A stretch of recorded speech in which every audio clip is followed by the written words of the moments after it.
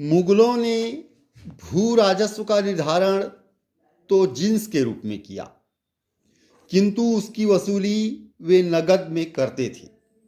इसका मतलब यह हुआ कि किसानों को अपने कृषि उत्पादन का एक बहुत बड़ा अंश लगान की अदायगी के लिए बेचना पड़ता था। बाजार में ऊंचे दाम पर बिकने वाली फसलों में अपेक्षाकृत बड़े निवेश की ज़रूरतें होती थीं। इस प्रकार की फसलों को धनी किसान तो अकेले ही उपजा सकते थे और अपनी खेती से लाभ कमा सकते थे। इसके विपरीत गरीब किसान भरण पोषण करने वाली फसलों की खेती करने में लगे रहते थे।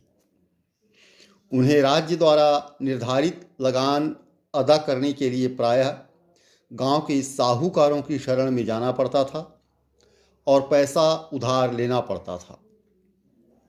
साहूकार इस पैसे पर उनसे बहुत ऊंची दरों पर ब्याज वसूल करते थे। इसका स्पष्ट अर्थ यह हुआ कि गरीब किसान और भी गरीब हो रहे थे।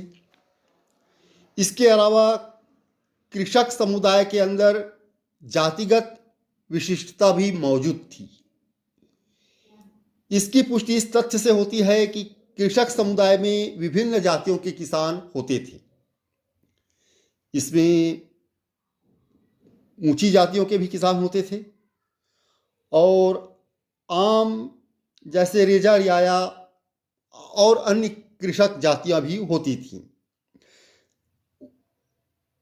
कुछ ऊंची जातियों के किसान रियासत द्वारा विशेष सुविधा प्राप्त किसान होते थे और उनसे अपेक्षाकृत कम राजस्व वसूला जाता था, जबकि अन्य जो कृषक जातियां होती थीं रेजा रियाया से संबंधित उनमें नीची जातियों तथाकथित नीची जातियों के लोग हुआ करते थे।